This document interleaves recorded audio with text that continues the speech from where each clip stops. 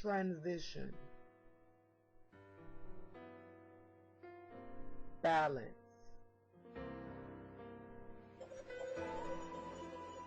love, passion for expression, inner beauty and confidence, the naked truth, empowerment, creative artistic expression. You were created on purpose, for a purpose. Begins with us. It's not too late for change. New Legacy. Coming soon to New Legacy, the long-awaited Lonny Hynes Story, where Lonny opened up to New Legacy about the alleged rape charge, having to register as a sex offender, drug abuse, childhood molestation.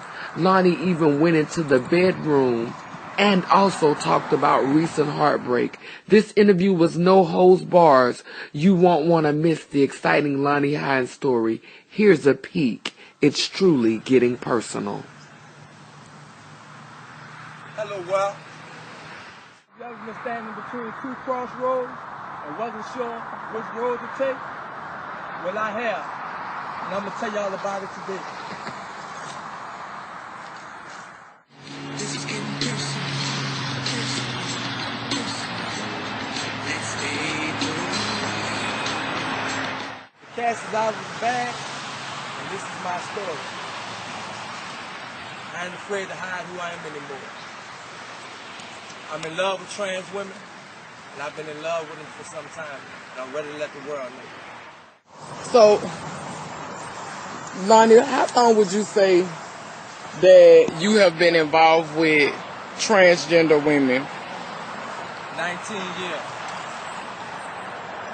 What make you at this time decide that you want to go public with your story?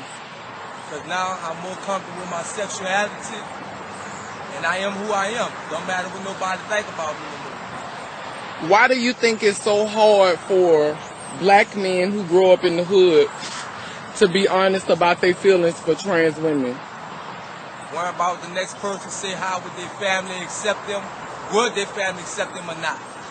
What is the worst thing that's ever happened to you because someone found out you were messing with transgender women? I lost my kids and I was sent to jail for rape. Did you rape that person? No, I did not. Okay. So, right now today, we are here with Lonny Hynes getting an exclusive interview inside the mind of a real black man who is ready to honestly tell his story about loving trans women. Now, I also want you to share with us, if you don't mind, when the last time have you been in a relationship with a trans woman? Recently. Okay. And how did that go? Well, it started off good, but it ended up bad because I'm dealing with family issues. It's hard for me to find a job because I have to register as a sex offender, and this person is stable, and you know, I came to the table like imposing my problems up on her. How do you think your family feels about you being involved with trans women? They don't accept it, which I find strange because this is not something that just began. I got 3 other brothers, and they also deal with trans women. Okay. So, if it was something that you could say to a young man who was in the same boat that you was in, what would you say to him?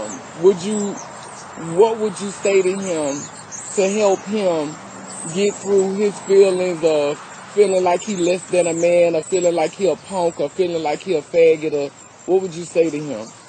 Be you. Don't worry about what nobody else say. Another person's perception of you isn't your reality. Do what makes you happy.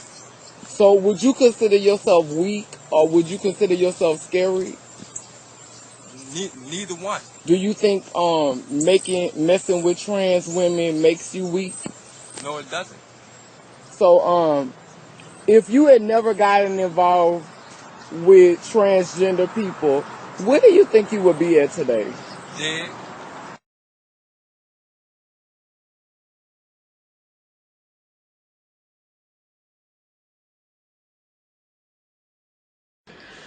Hi, I'm Teela Lorraine Love, the host of A New Legacy, and I'm here with a longtime friend, Lonny Hynes, who has decided to do a tell-all interview about his life, and a whole bunch of stuff is going to come out in this interview. We've never had an African American male from the South to get in front of the camera and be personal about how he felt about being involved with trans women and just the whole thing. This interview is going to talk about drugs, it's going to talk about sex, it's going to talk about being between two different worlds of loving females and loving trans women, prison time, rape, all type of stuff is going to be discussed in this video. And so sit back and grab your popcorn, your coffee, your cold drink, or whatever, because we're about to dig into a very, very serious interview. New Legacy exclusive interview will begin in the next 30 seconds. Stay tuned.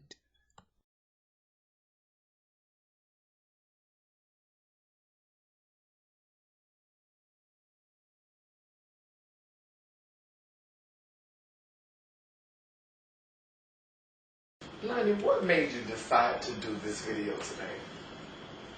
What made me decide to do this video?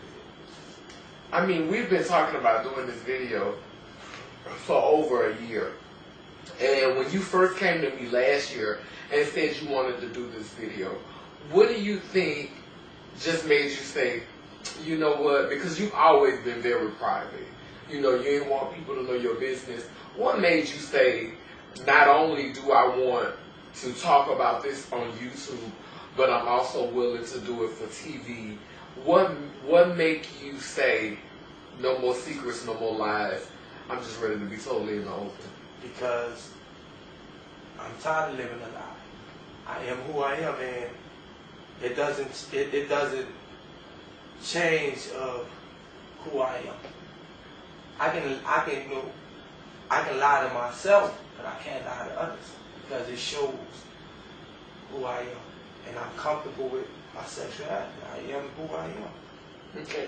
In the beginning of this video, you said that if you hadn't messed with transsexuals, transgenders, you would be dead. Could you tell us a little bit more about why you feel like you would be dead? Because I was living this macho thing of trying to prove that I was a man. And, you know, I used to sell drugs, did drugs. I was being something I wasn't. Not saying I'm not a man. I'm not saying that. It's just, I'm comfortable with my surroundings being around trans women, and this is my life. So do you feel like a lot of men in the South, all over America, you know, want to be able to be comfortable? And do you feel like men who deal with, do you feel like African American men who are interested in trans women feel like they have to be tougher?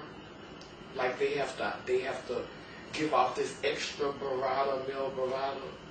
Yes, they do. So why do you think there's so much killing in the African American community? I mean, that's a wide range of things. I mean, they don't have male figures, they don't have positive role models, they don't have nothing to do with the extracurricular time. I mean, you know, me growing up, I grew up from a different era than the guys that's growing up today. you know, I'm not blaming it on music, but if you think about it, music is promoting violence. It's promoting belittling women. And, you know, do you think a lot of men who are involved in violence are struggling with their sexuality? Afraid to say, they're really afraid to accept who they are. So, tell us about your first sexual experience, like when you first started liking trans women. Were you nice to trans women in the beginning? Like, were you friendly with them? Like, when you saw the first transsexual you liked, were you like just walking up to us saying, "Hey, how you doing?" No, I didn't. I used to throw bricks at him, at Teresa. She out my neighborhood, across the canal, and I used to throw bricks at her. I used to call them all type of faggots. And why did you do that? Because that's what I was taught. He's dressing up in a dress with heels on. He was a faggot. Did that make you uncomfortable being around that or seeing that? It made you. Did that make you? Did you have feelings for them when you were throwing the bricks, or were you disgusted with them? I'm not gonna say I was disgusted with him. I had feelings and I didn't know how to express this feeling that I was taught that was wrong. So I was fighting that with insults, hurling insults at him. But I was like, you know, deep down inside, I'm like, I really found this person to be attractive. And like I said, once again, I was taught it was wrong. Mm-hmm. So I try to fight those feelings with disrespecting them. And, you know. So, have you ever been attracted to a man's man? Like, have you ever been attracted to someone that looked like you? No. Okay, and so, what is the difference between being involved with a transsexual and a man, or being involved with a transgender and a female? How would you, now, I want you to explain to me what drew you to trans women. All right. Versus, I can say that I had dealings with a feminine man, which society would call a bunny. And I'm not going to say I wasn't comfortable with it, but I just didn't feel that was me. That wasn't who I wanted to be with. Now, dealing with a trans woman, I mean, I got the feminine part, and also I got the part where I can relate to, like, this is my partner. Right. So you're speaking as someone who has experienced each end. So it's not just like you're on the outside looking in. No, I'm not. You could say that I've been with a butch queen, yeah, and that wasn't for me. I've been with a female, and that wasn't for me. And I want a trans woman was the best fit. Yeah. So how long did it take you to come to grips with who you was? What brought you to that point? What happened in your life? What set it into motion where you had to just, come clean? Well, what set it into motion that I was tired of living a lie. Me realizing that if you're going to accept me, you're going to accept me no matter what my sexuality is. And I'm going to say, well, I've been dealing with Andrea off and on 16 years. And I've actually fell in love with her. And I wanted things to be right. But I was going through this through a lot of things. I wasn't able to accept who I was. I was worried about how people were going to look at me, you know, dealing with a trans woman. How is the family being as far as supporting you? I mean, they don't accept it. The reason being, I take it I'm my mama only boy with kids, and I got 3 other brothers. My oldest brother is dead, but all of us deal with trans women. But I brought Andrea to meet my family. And this was the first trans woman that you brought to meet your family? Yeah, the first one I ever brought to meet my family. After dealing with trans women for 19 years? Yeah. And, you know, I wanted to let my family know, well, this is who I'm going to be with. No matter whether you like it or not. We will return with more of the Lonny Hynes story after this important message.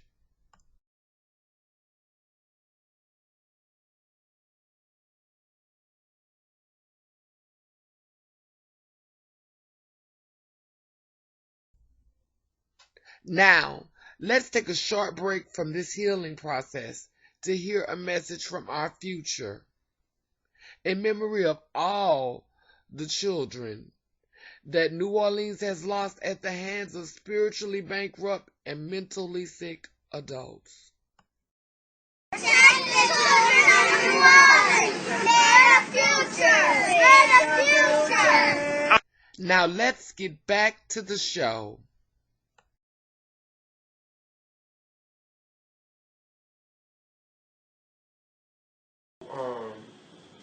We were at the point where you were discussing how you were with Drupala and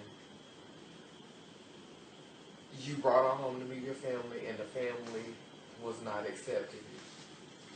All right, well, my sister, like I said, I got 3 other brothers, and they all deal with trans women. But this is somebody that I really wanted us to have a normal life together. So, you know, I decided that, well, should I say that it's about time that I live my life. No more hiding in the shadows. No more living secret life. So I brought her to meet my family.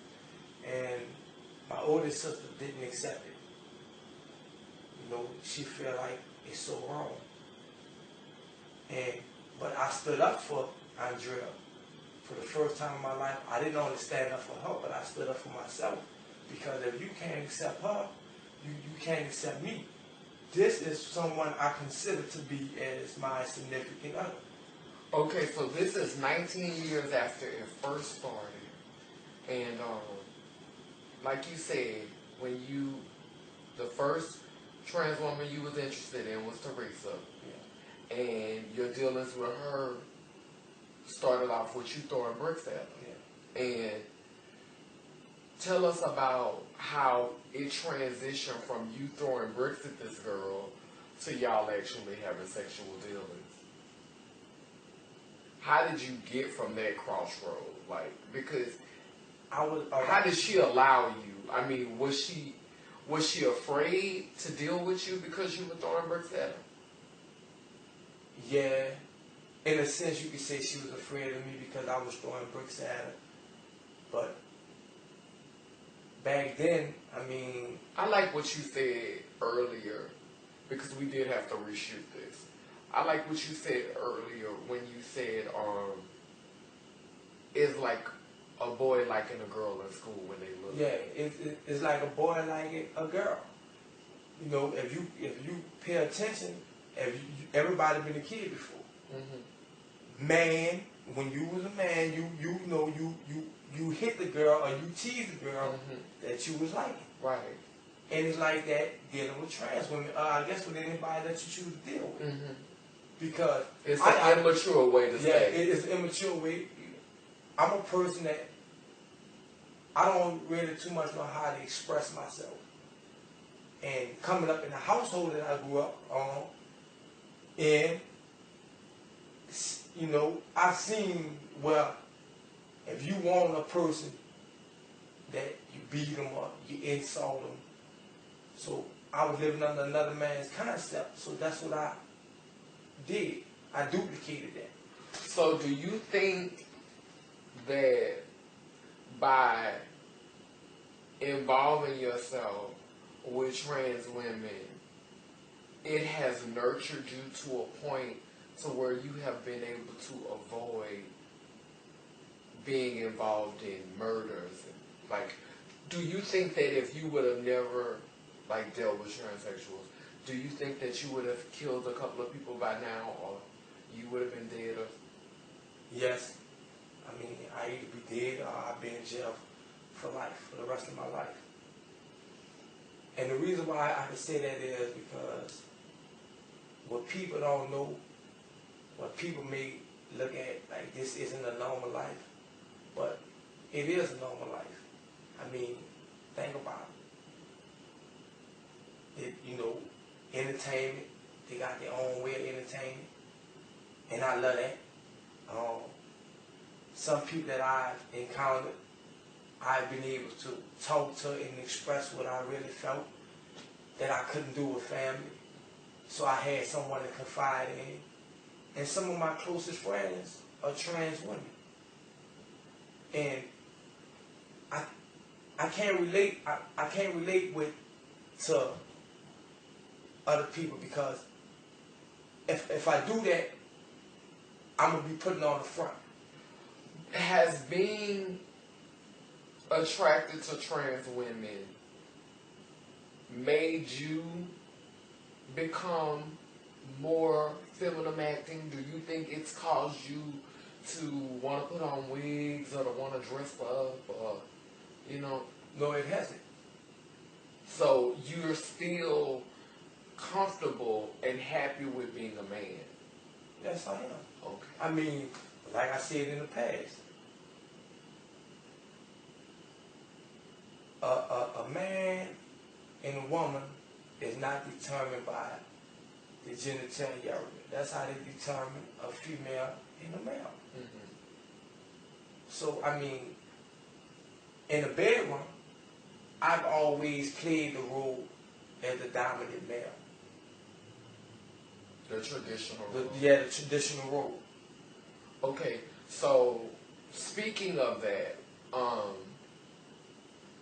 in sexual involvement, has every transsexual you've been with, you have always played the male role? You've never, you know what I'm saying, had oral sex or allowed a transsexual to penetrate you?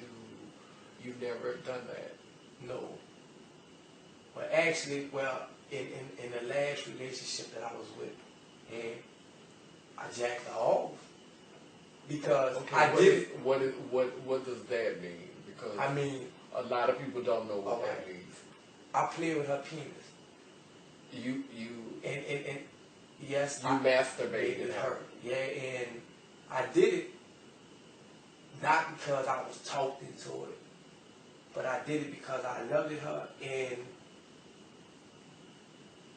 that's how she was getting her pleasure.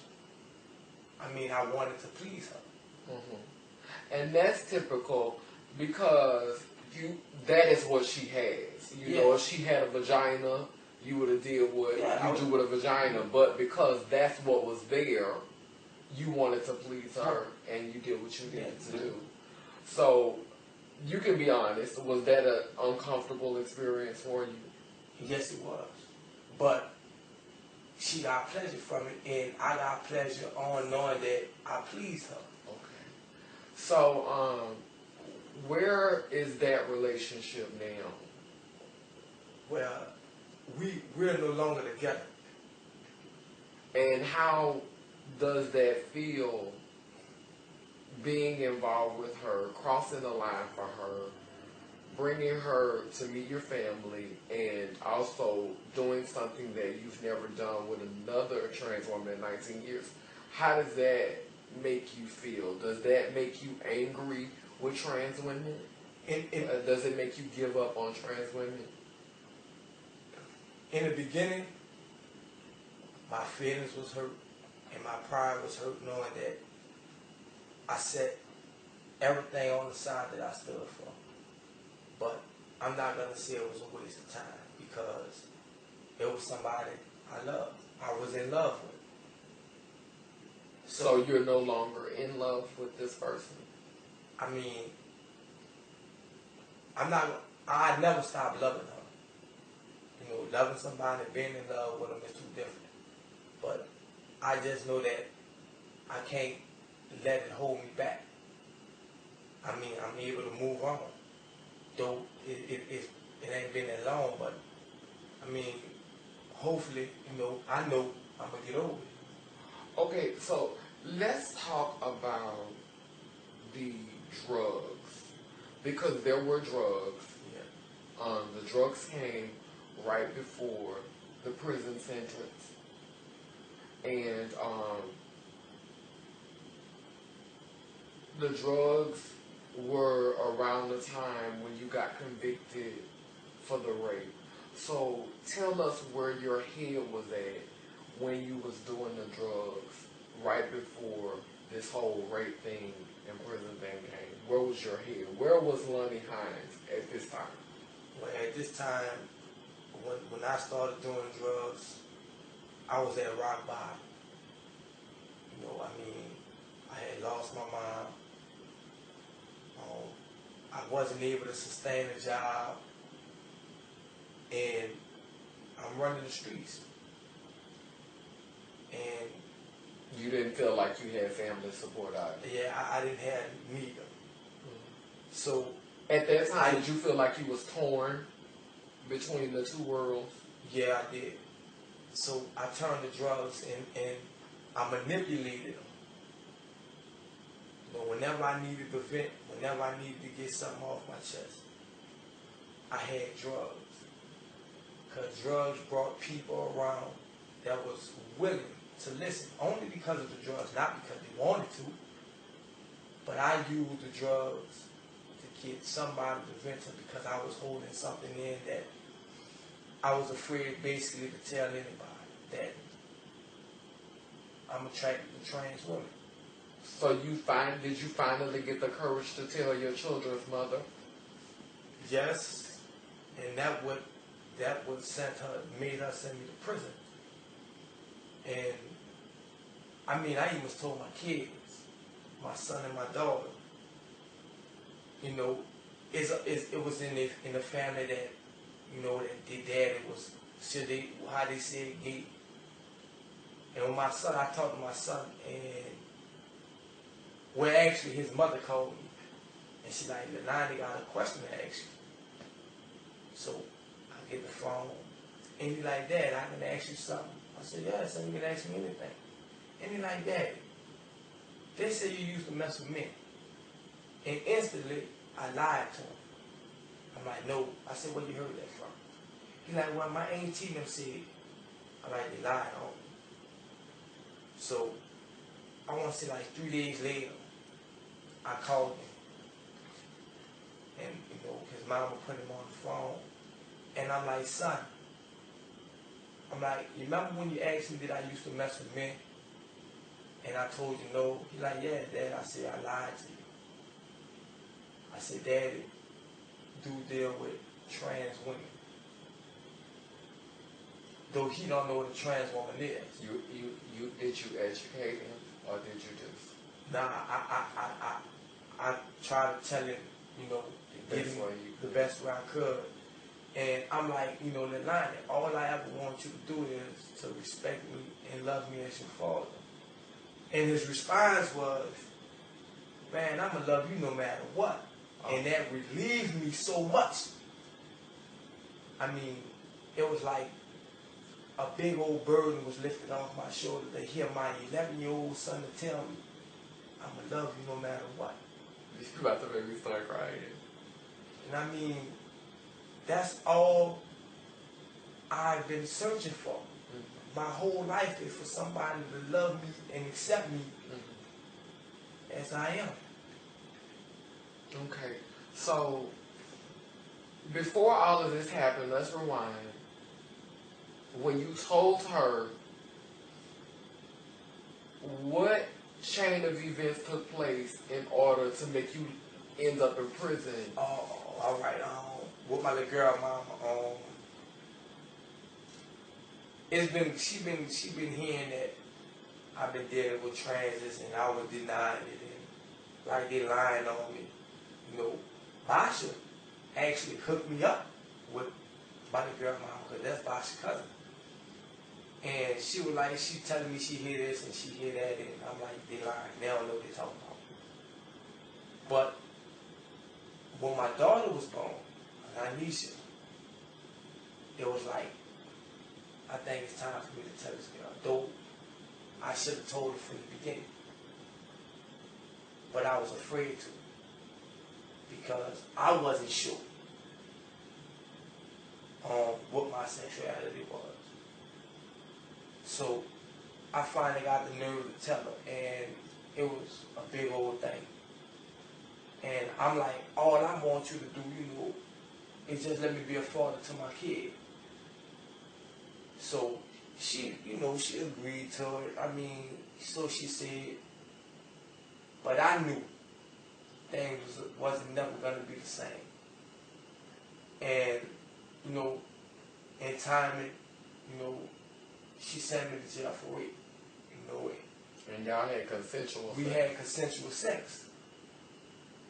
So how has that changed your life, going to prison for that charge? How, coming home, you have to register as a sex offender? Yes, I do. Okay, how has that changed your life? I mean, actually, it did alter my life all the way around the board. Somewhat, well, I don't mess with women anymore, so I can't really say too much of my social life. Okay, so why did you stop messing with women? Because I'm not comfortable with a woman, not because of the rape charge. At first you were angry. At first I was angry about it. And how did you come away from feeling angry about it? I mean, I matured. Because I had to really sit down and realize, doing 14 months in the cell by yourself, it gave me time to think about all the things that I ever did her. And I'm not mad with her about it, And actually, I thank her. Because you were kind of dishonest. Yeah, I thank her and commend her, tip my hat to her, because this is how I see it. When we were together, I mean, I had jobs here and there. She wasn't doing nothing. But now, I was holding her back. But now she's doing excellent. She lives in Houston. She's doing good. She's being a mother to my daughter. So I respect her for that. And I thank her. The reason why I thank her for prison is because I've obtained my GED. I've obtained 2 trades. And back then I was drunk. I wouldn't be here right now. Right. So I thank her for sending me to prison. Not the way she did it, but God works in mysterious ways. Mm-hmm. So coming home from jail, having to register as a sex offender for having consensual sex with your then, still your baby's mother, but your then girlfriend. How did you transition from the point of saying, okay, I don't want to deal with females anymore, I'm going to deal with trans women? All right. I mean, that took... Because when you came home from jail, you messed with a couple of females. Messed with one. Okay. Well, actually, it was like, I messed with this woman to really hide the fact of I was attracted to trans women from my family. Once again, I made another mistake. And in fact, your cousin Kim was the woman, was the trans woman that I had in the house that the woman I was dealing with seen. And it hurt her, we means that going back to prison, I said to myself, man, you gotta stop dealing with these women and hurting these women. You just gotta be you, no matter what nobody think of you. So, you know, I come home this time and I'm like, here I am. This is what I am. I love it or leave it. So how do you feel now having told your family? Because what I'm getting through this whole conversation is that, you know, when I hear you talk about your children and when I hear you talk about your family, there's a pattern that family is very strong for you. How do you think you are going to deal with not having your family in your life? I mean, well, for the time being, because I believe they'll come around. Well, actually, I mean, to be truthful, that I never really had family. I never grew up around my sisters and brothers. I knew I had them, but you know, my oldest sister, you know, she had a family of her own. My brothers was off and on in prison. You know, my sister Vanessa, you know, my oldest sister took her, and I was left alone. You know, I mean, I done been through abuse. I mean, I done been sexually abused. You know, I done been mentally, verbally, you know, I done been through it all. But their acceptance used to mean so much to me. But I done got it, I'm sorry that it took so long, but I'm about to be 35. I got to live for me. And I got to do what I got to do for me. I had to stop worrying about whether or not a family would accept me. So that's why I'm here today. In the trans community, unfortunately, because, and most trans women, I'm not going to say most trans women because a lot transgender people fall under a vast range of things, you know. But most of the trans women that you've dealt with are predominantly bottoms. You know, they are receivers. So therefore, they are the most susceptible to the HIV virus. How has living in a lifestyle that is where HIV is prevalent because of the circumstances, how has that been for you, and what is your HIV status? It's that time of year again, folks, when Tila Lorraine bears all in her 4th installment of her Get Naked videos. She will be vulnerable, personal, and emotional before her subscribers. You won't want to miss it. Although my 20s were probably the most destructive time in my life, they were the most blissful. Because ignorance is bliss. Some of us, I don't know if it's unfortunate or fortunate that we never wake up from that bliss. We remain shallow, narcissistic, and unconcerned about what is going on in this vast world around us. That has never been the case for me. Even in my 20s, I was always thinking, which was part of the reason why self-medicating was so easy for me. Smoking weed, crack, snorting powder, it was all to escape the thoughts of the reality that I lived in. I live in a reality where I have commonly, just at random, been discriminated against because of the color of my skin. I am a black girl, boy, whatever you want to call me.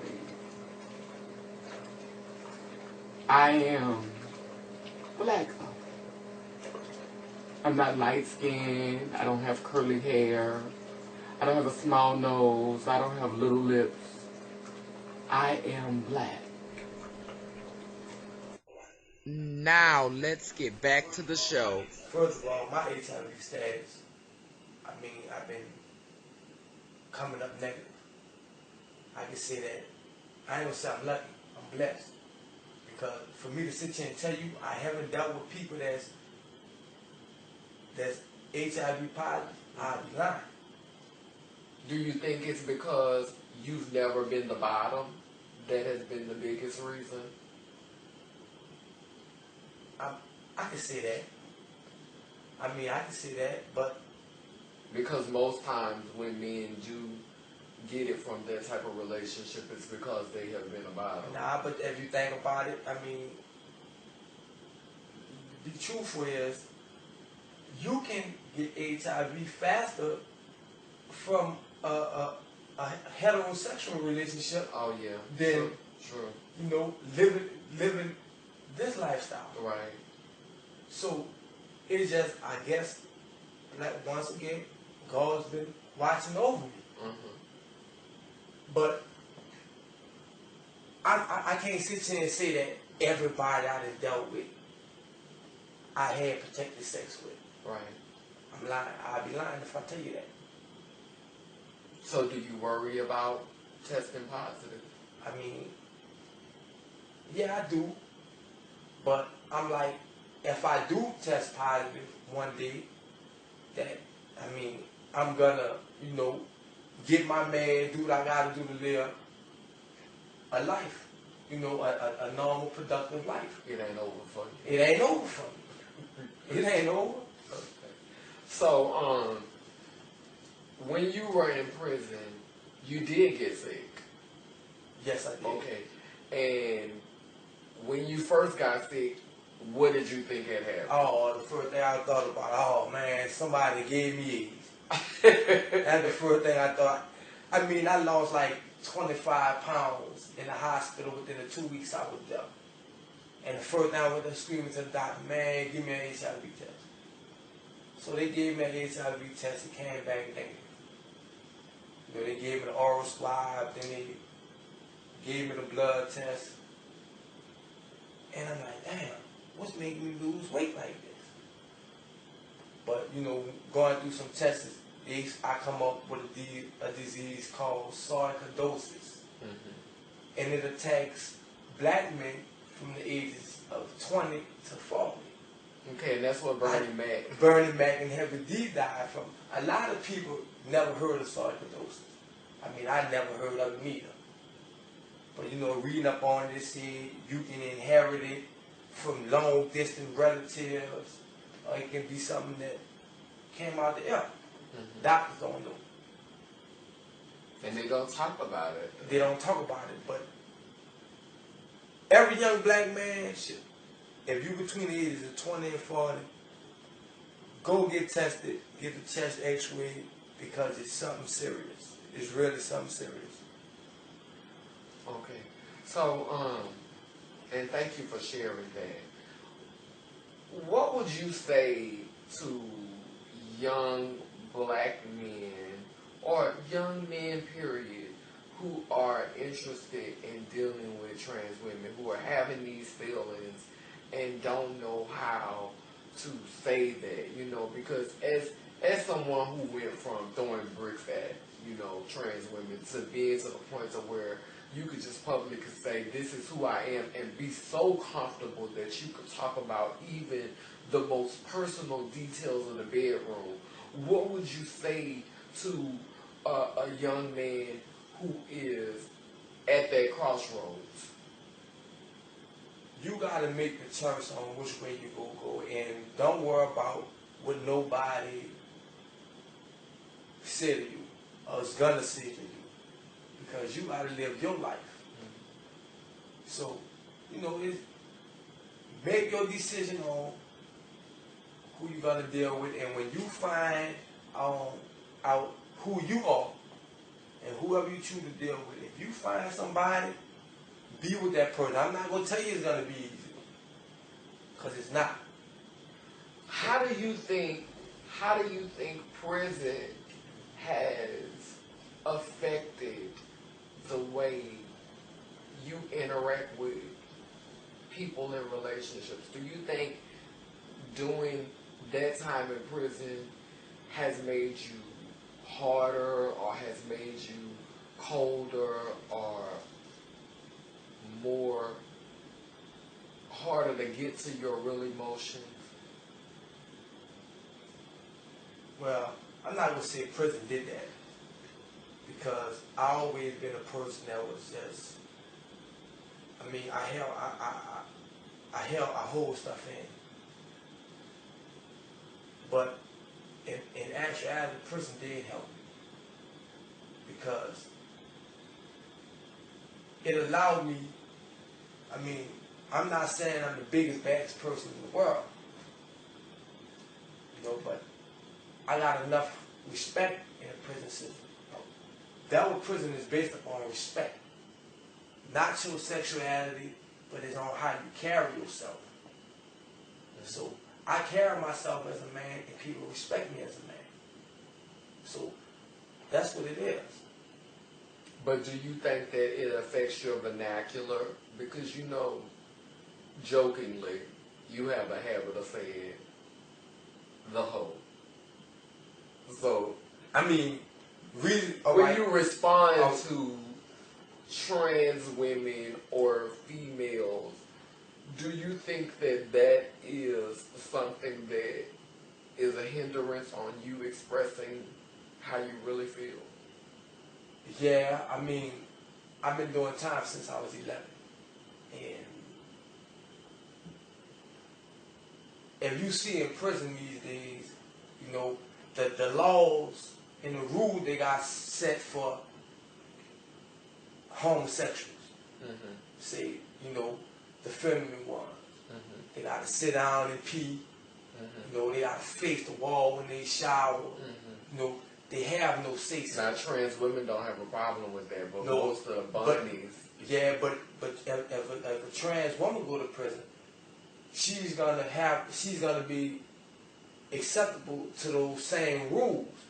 But what people don't know is those rules were set for turnouts in prison, not really for Trans women, because they already follow them. they already That's natural. Yeah, that's natural.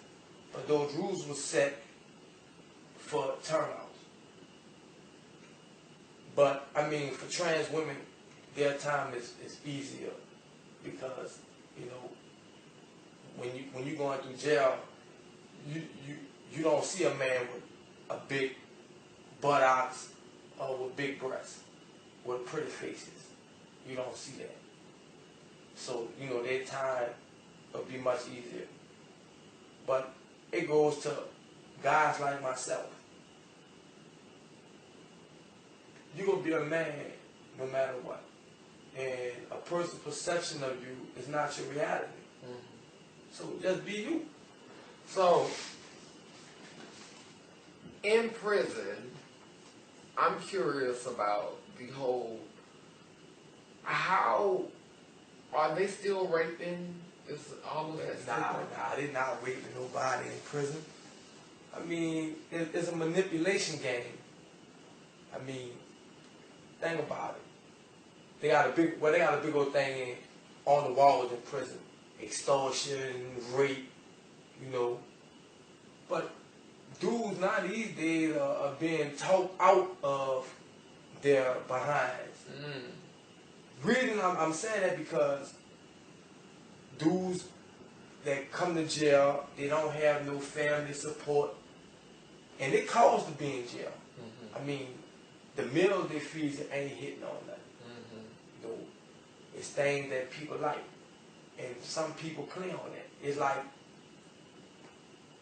predator and the prey. Is you gotta choose which one you're gonna be. Mm-hmm. But everybody don't get preyed upon, mm-hmm. and everybody isn't a predator. Mm-hmm. I mean, jail is just subject to is sections. You gonna be with the thieves, you gonna be with the homosexuals, you gonna be with the guys that bogart stuff, or you gonna be with that quiet type. And who you was with?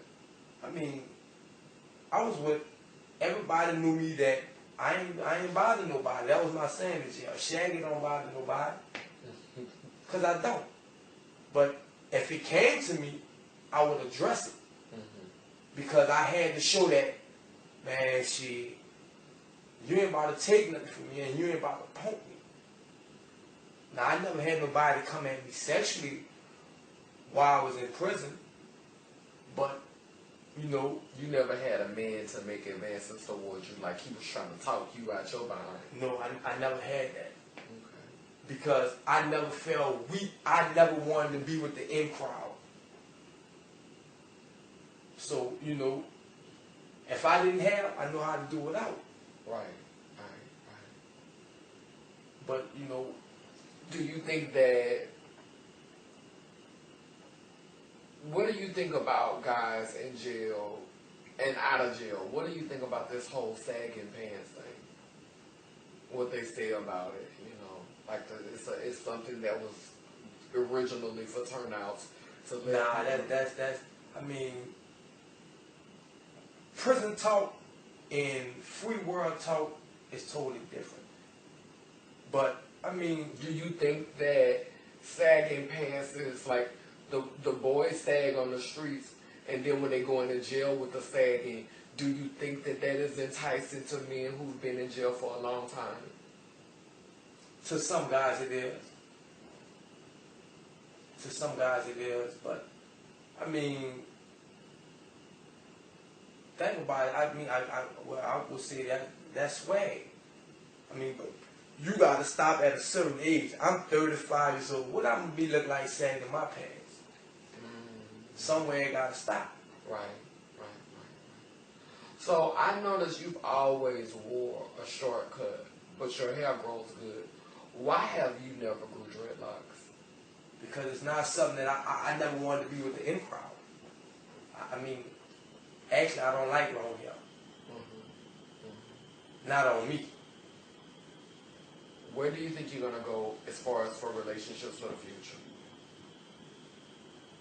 I'm just hoping that, you know, I find somebody that I can truly can be me. And I just want to be happy. I just want to have normalcy in my life.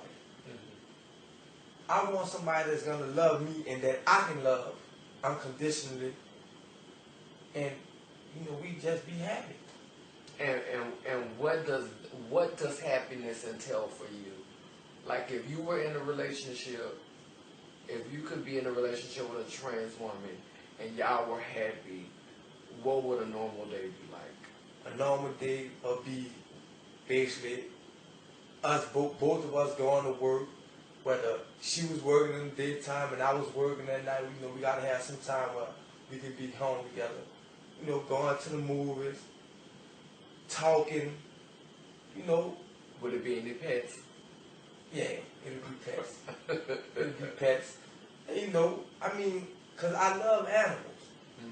I love animals, and you know, me drawing her bath water when she get home, or she drawing my bath water. You know, on the weekends we turn our phones off and shut out the world. It's just me and her. So, when you finally meet this girl, because you know you're really popular in the trans community. Now that you say that, how is that going to affect your relationship with this girl? Because I know that you're very popular, you like to talk and be friends. All right, let's say this here. When you say popular, I mean, yes, I have been with a lot of trans women. A lot. And that's because, not an excuse, but this is my reason. The people everybody that I ever dealt with, I showed them parts of me. And some people played on it because I'm really a nice guy. I'm not this monster people make me seem. Or the monster you make yourself to be. You right. But you know, I mean,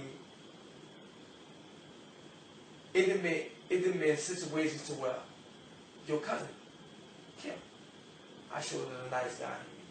You know, I brought y'all Easter baskets for Easter. I remember. I gave her money.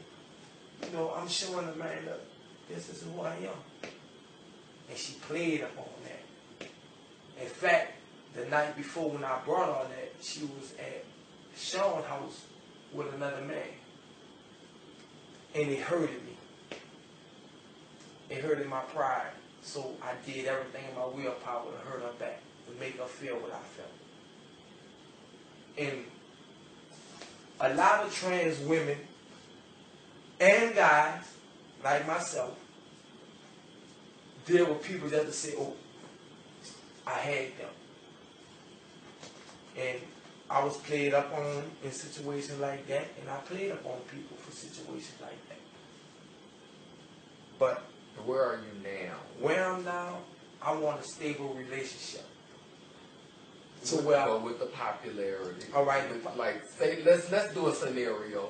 Let's say you're out in public with a trans woman, with your girlfriend, and a bunch of transsexuals walk up and want to talk. Now, the relationship is new with the girl that you with. Well, do you think that it's right for you to hold conversations with other girls when y'all are still trying to get the foundation for your relationship? And we still trying to get it further of all. If that situation was to occur, I'm gonna let her know. Well, look, I done dealt with this one and that one. You know, just like you. Because you know that girl might be insecure. All right, and this is why I'm letting her know on the people that I've dealt with, because you know you're gonna hear some things about me. You know, they gonna tell you that, oh, I'm a crackhead, which is true. I done did drugs. Oh, I done been with this one and that one. It's true because I have. You know, they gonna tell you, oh, I'm sick, but I'm not. You know, you're gonna hear all sorts of things about me. But I'm just hoping that this person have the understanding and give me time and herself time to so we can get to know one another. Because that's just like with you. You go forever and always be my friend, no matter who I'm with. And I'm hoping whoever I'm dealing with can accept our friendship. Because it is what it is. Mm-hmm. And if any time she get uncomfortable with me talking to whoever, I would want her to express that to me the way I don't think that you should be talking to them. But I'm going to try to explain to her that, you know what, we just cool. But if it makes her feel uncomfortable, that we in the streets and I see you, look, hi and bye. And I'm hoping you don't feel no type of way about me just saying hi and bye, because this is my significant other, you know, and she disagreed with me hugging and kissing you. Unfortunately, that tends to be something in our community where insecurity runs rampant like that, you know. And I think that it's a challenge to be able to do it because we have this stigma for being highly sexual people and for not being able to be alone without having sex, or like, you know, or like always it being about sex. And they say that a man and a woman can't be friends unless they having sex. So because transgenders are, you know, made out to be just these sexual deviants, and men who mess with transgenders are considered to be perverts, you just don't think that they could get together and have a friendship that's not involving sex. That's only because, once again, here's the truth. I'm a guy that used to hang with the French boys. And like I said, I dealt with many. But I got lost on my way of trying to find love. First of all, it ain't the family orientated lifestyle that we grew up in. You know, it was family orientated. But this goes on both sides, on the trans women's side and the male side, because the trans woman is gonna tell her trans women friends, "Oh girl, I had sex with him, and you know he got good piece of whatever." And they do. That's what they do.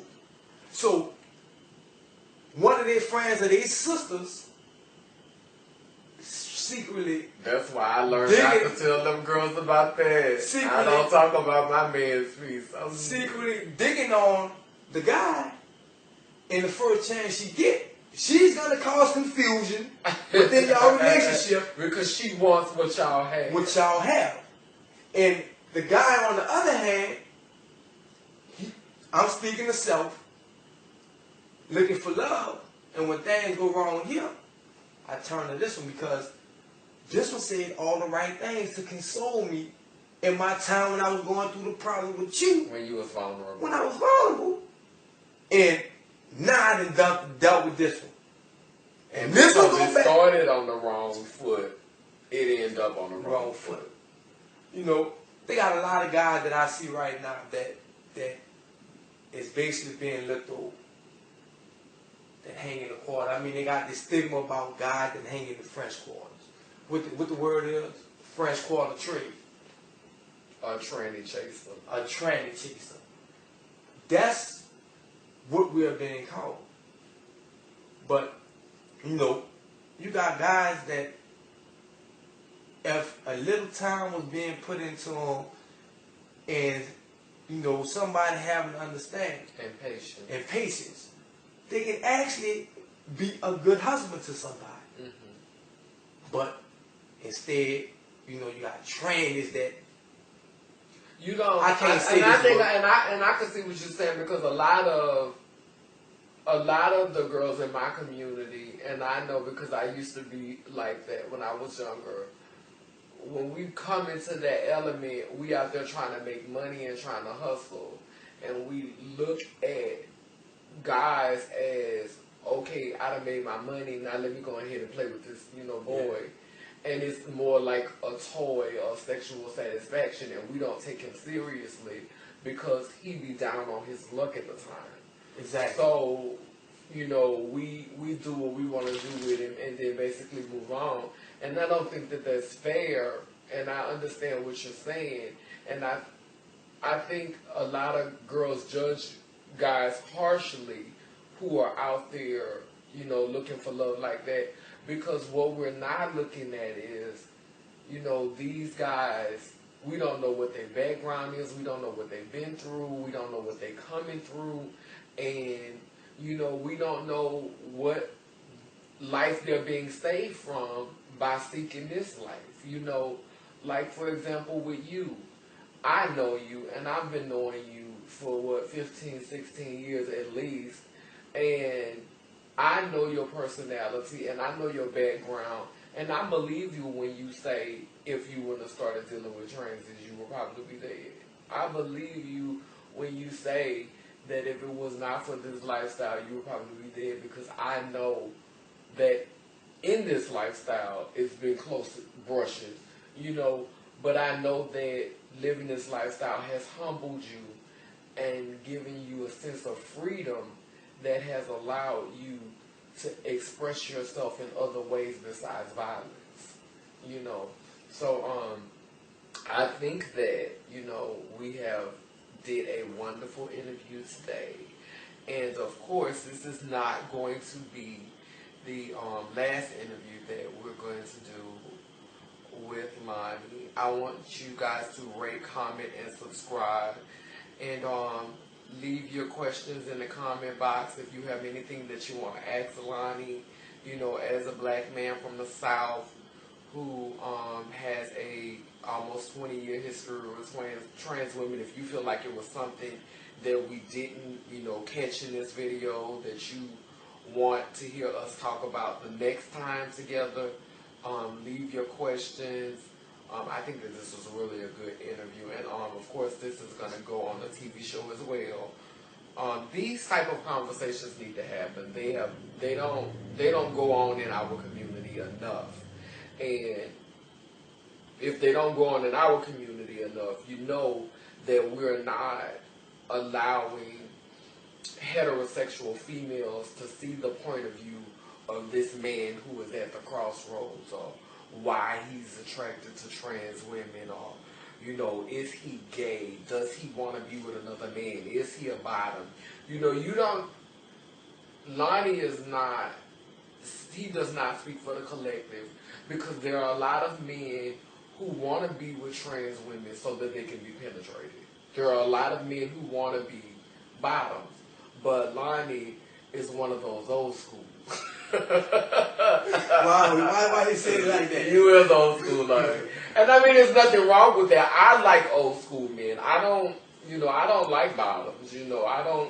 I don't like feminine men. I don't like men who like to get, penetrated. That's just me. I don't judge them. I don't knock it. To each his own. I don't have a problem with it. It's just not me. It's just not for me. And so I understand that. But you have to agree that times are changing. It is. Men are, becoming more sexually fluid. Yeah. And a lot of, being a top or a bottom is not defining whether you're a man or not. They got men who love to get penetrated and they still, see themselves as men. And we'll punch the lights out in a minute. And it's about how you see yourself. If you see yourself as a man, then you're a man. I mean, that's like me trying to judge a dude who get penetrated and call him gay or call him a queen, when if he see himself as a man, I need to respect him as that, because he could call me a man. He could he could see me differently. So it's not what you do. It's not what you do that makes you what you are. It's what you feel you are and what you believe you are. It's how you see yourself. Men ask me that all the time. I get subscribers that inbox me and say, I want a transsexual to penetrate me. Does that make me gay? And I tell them all the time, it's not how I see you. It's how you see yourself. It's how you see yourself. If you think getting penetrated makes you gay, then it makes you gay. But if you don't think that it makes you gay, it does not make you gay. But you do need to let the person that you're dealing with know that you like, just for their safety, especially if you have an unprotected sex. If that's something that turns you on, if that's something that's interesting you, you need to be open with your sexual partner, especially if you're dealing with a female. You need to let her know that you like to get penetrated every now and then. And may I say this? Go ahead. This for y'all trans women, those trans women that you want to be respected and looked at as a woman, but she acting like a man. You're out there calling dudes bitches and hoes and won't fight them, and I mean, respect yourself, and then the next person can respect you. And that was a mouthful. So we're going to wrap up this one today, but this will definitely not be the last one. I want to thank you guys for watching. Please remember to rate, comment, subscribe. Subscribe. Love you. New legacy. Deuces. Transition. Balance. Love. Passion for expression. Inner beauty and confidence. The naked truth. Empowerment. Creative artistic expression. You were created on purpose. For a purpose. Begin with us. It's not too late for change. New legacy.